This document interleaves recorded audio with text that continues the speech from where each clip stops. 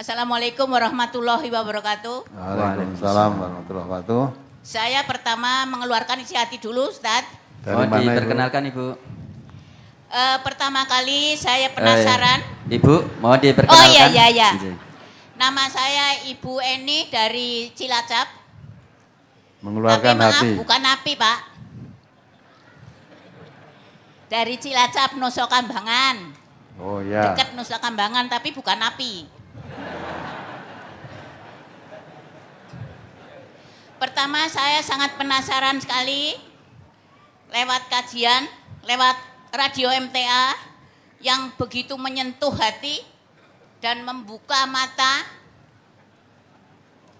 sekalian anyal pada Pak Ustadz itu. Yang jelas Pak Ustadz sangat pemberani di sini dan saya katakan jihad ngungkuli serdadu.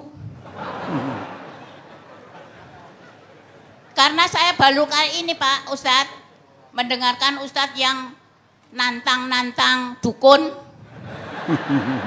minta disantet, itu jarang sekali. Bahkan saya pun takut itu. Sehingga waktu ada pengajian umum silaturahmi di Purwokerto tanggal 2 bulan 6, saya penasaran, saya berangkat dengan rekan-rekan kami 1 bis, 2 bis. Saya pengen tahu itu wajah Pak Ustadz Sukino sampai lari-lari. Ibu nggak ada TV di rumah? Ada. Lah lihat tiap hari lihat TV itu. Tapi kan tidak marem. Seperti hari ini juga saya datang Ustadz, 1 bis rombongan berangkat dari kemarin jam 6 pagi. Terus nginep takut di sini teklok. Maksudnya di sini nanti ngantuk semua rugi. Iya. Jadi saya nginep. Terus ternyata terperangah hati saya setelah datang di tempat ini. Maknyes itu yang katanya tempat ini itu didanai oleh mbahnya setan. Ternyata saya tidak takut.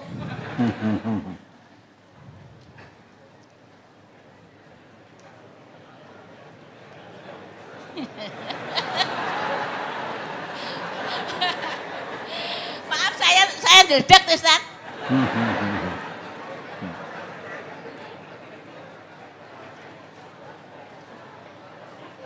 Mudah-mudahan Pak Ustadz panjang umur. Amin. Sampai seantero dunia yang kaum muslimin, terutama khususnya untuk Indonesia yang sebagian besar itu muslimin, itu mendengarkan kajian Ustadz Sukino. Ya, yang mendengar malah mendemo ya.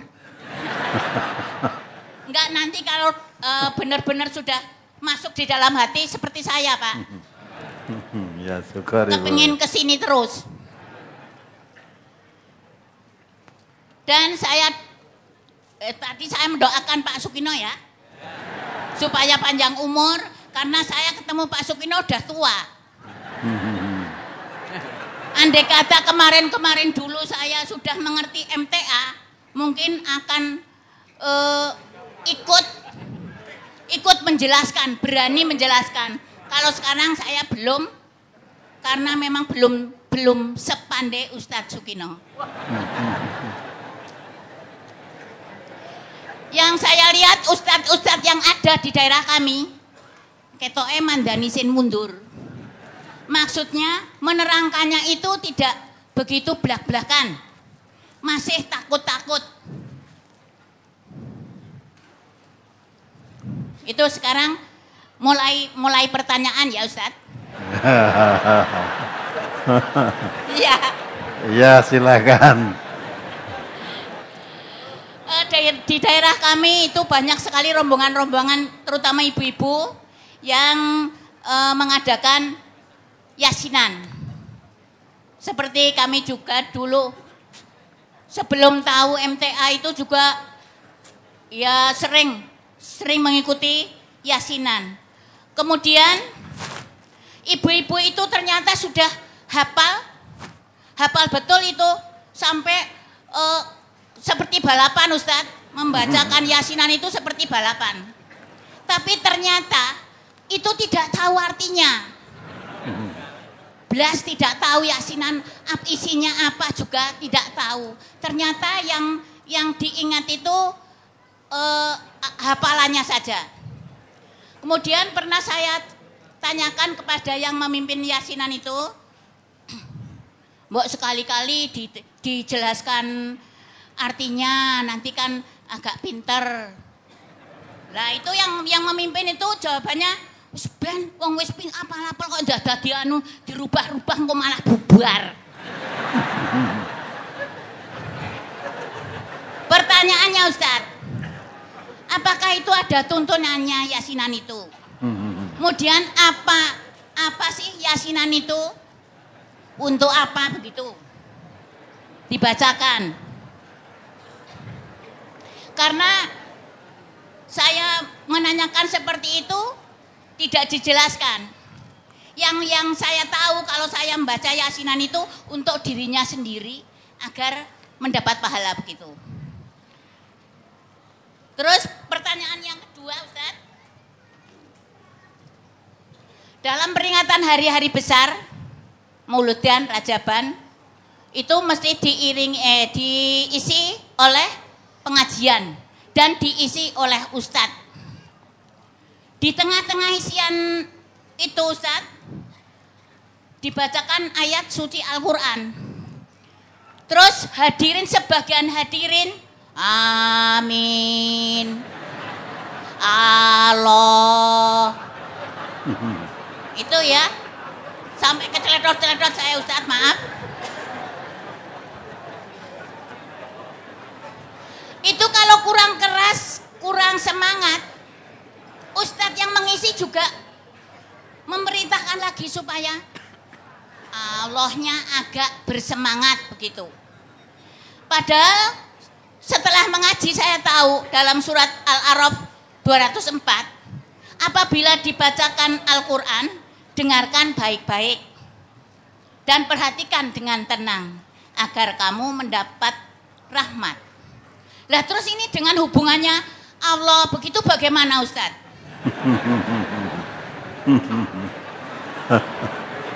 Nyatanya tidak dilarang oleh Ustadz yang mengisi kajian itu.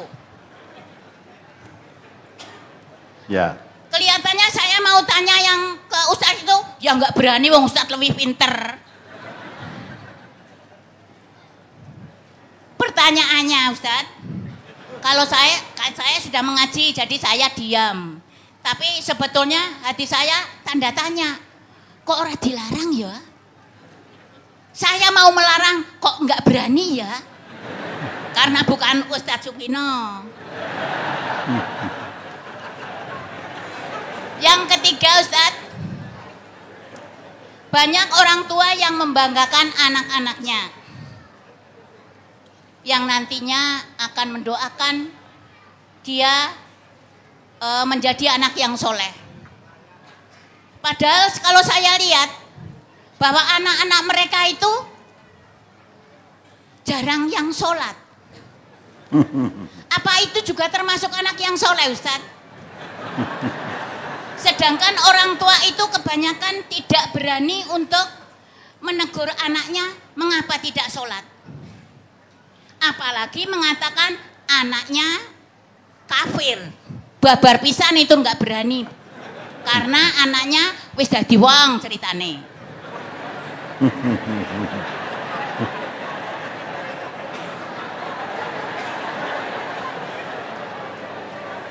Jadi ketika lahir belum jadi orang, sekarang jadi orang, iya, gitu ya? Jadi orang kaya loh Ustaz. Kan biasanya kalau orang tuanya lebih tidak punya itu, terus agak bagaimana begitu. Ya. Terus pertanyaannya Ustaz, apa itu namanya doa anak yang soleh? Mohon dijelaskan sejelas-jelasnya Ustadz. Karena di daerah saya mungkin mendengarkan dan saya yakin itu sangat mandi Ustadz. Kalau Ustadz yang menjelaskan, karena Ustadz itu sangat-sangat pemberani. Ibu-ibu nanti pulang di demo tanggamu.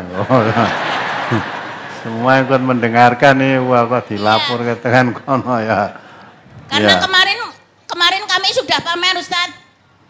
Aku ngesuk ki mangkat nang nggon MTA Solo. Kowe yang ngrungokno ya, dirungokno kupinge. Iya, biar mereka tidak datang di sini, tapi mereka jelas dan tahu. Oh iya. Iya. Mudah-mudahan besok lama-lama datang ke sini. Iya, begitu Ustadz.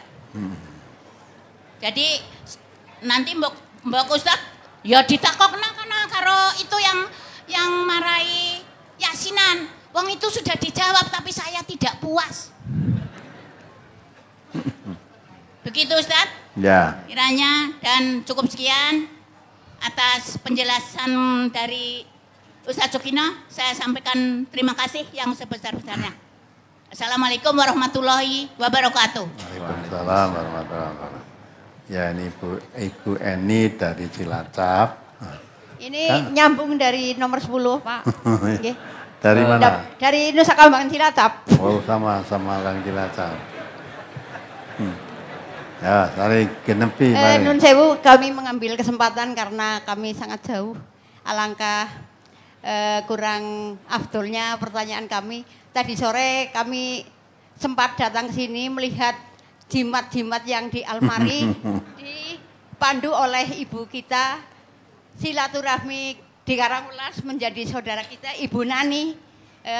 Ditunjukkan jimat-jimat, tapi di situ kami lihat kalau tidak salah lihat, di situ ada perlengkapan sholat, maksud kami mukena. Kok dimasukkan dalam jimat-jimat itu kaitannya seperti apa? Apa mukena itu dipundi-pundi atau sebagai jimat? Mohon penjelasan yang selanjutnya. Mohon maaf, setelah pengajian ini kami mohon pamit satu rombongan. Nanti setelah selesai Pak, maksud saya sekian. Bila taufiq wal hidayah. Wassalamualaikum warahmatullahi wabarakatuh. Mohon Ibu, nama Ibu? Nama Bu Titi Sumartini Cilacap, Ibu Titi Sumartini. Jeruk Legi. Kemarin kurang puas di Purwokerto, tergesa-gesa karena ada sesuatu dan lain hal. Moga Ustaz. Hai Ibu, pertama dari Ibu Eni dari Cilacap. Udah tahu jawabannya kok tanya. Ya, jadi di dalam MTA termasuk saya tidak berani melarang orang-orang menjalankan hal-hal yang begitu. Bukan tugas kami. Ya, di sini adalah pengkajian Islam dari sumbernya. Maka orang tidak boleh, ini boleh, tidak boleh. Kalau itu urusan-urusan yang sifatnya peribadahan, ya, tanya, ada tuntunannya apa tidak? Selama tidak dituntunkan, sini tidak mengamalkannya selama belum tahu tuntunannya. Maka tadi Bu Tata, yasinan, apa tujuannya untuk apa yasin itu? Apakah ada tuntunannya? Nah, mestinya tanya kepada yang mengamalkan itu, gitu kan? Kalau di sini tidak mengamalkan karena tidak tahu atau belum tahu tuntunan seperti itu. Ya. Kalau yasin dibaca boleh apa tidak? Boleh, nah, dianjurkan. Ya. Karena yasin itu salah satu dari surat Al-Quran, ada namanya surat Yasin. Quran itu isinya bukan surat Yasin saja. Maka supaya kalau membaca Quran terus ngomong Yasin aja. Terus nganti apal, mocone nganti balapan, ndak mau ganti baca yang lain, mesti Yasin terus. Gitu. Nah, kenapa? Memang ada khasiatnya katanya, ya. Baca Yasin berapa kali itu pahalanya sama dengan ibadah haji 20 kali. Baca haji 20 kali. Ya, kalau perutmu lapar supaya kenyang membaca Yasin. Nah, kalau ibu ingin tahu, nanti sebelum pulang cari buku kumpulan bendel brosur tahun 2008 di counter buku sana. Itu dijelaskan semua fadilah-fadilah surat Yasin. Ya. Termasuk kalau kamu nulis di kertas, nulis surat Yasin, ya. Terus nanti dicelup-celup ke nggon air putih di gelas itu, terus diminum 1000 penyakit sembuh. Ya kan? Nah, itu ada hadis-hadisnya di situ ada. Ya. Tapi ternyata hadisnya tidak oke. Nah, kalau nanti orang berarti lama-lama Quran yang ada tulisannya surat Yasin lama-lama habis. Jika ngobat celope 1000 penyakit hilang udah. Nah, juga kalau ada orang mau mati supaya dibacakan surat Yasin, katanya kalau nanti mati segera mati. Kalau sekiranya sehat dan waras, udah, makanya harap mati bacakan surat Yasin. Itu di dalam bendel brosur 2008 sudah dijelaskan juga di situ. Kalau di MTA ini yang diajarkan menunggu orang sakaratul maut bukan membaca Yasin, tapi bacalah apa? Tahlil. Jadi kalau di MTA itu mengajarkan menurut hadis Nabi, orang dibacakan tahlil itu ketika akan mati. Bukan sesudah mati, ketika akan mati. Nabi kita mengatakan, lakinu mautakum bila ilaha illallah. Bacakan orang yang entah mati di antara kamu dengan baca la ilaha illallah. La ilaha illallah tahlil. Nah, dari kalimat tahlil itu la ilaha illallah itu namanya tahlil. Itu dibacakan kepada orang yang akan mati. Karena Nabi kita mengatakan mangkana fi akhiri kalamid la ilaha illallah dakhalal jannah. Siapa yang akhir hayatnya, akhir hidupnya itu membaca la ilaha illallah terus mati, dia masuk surga.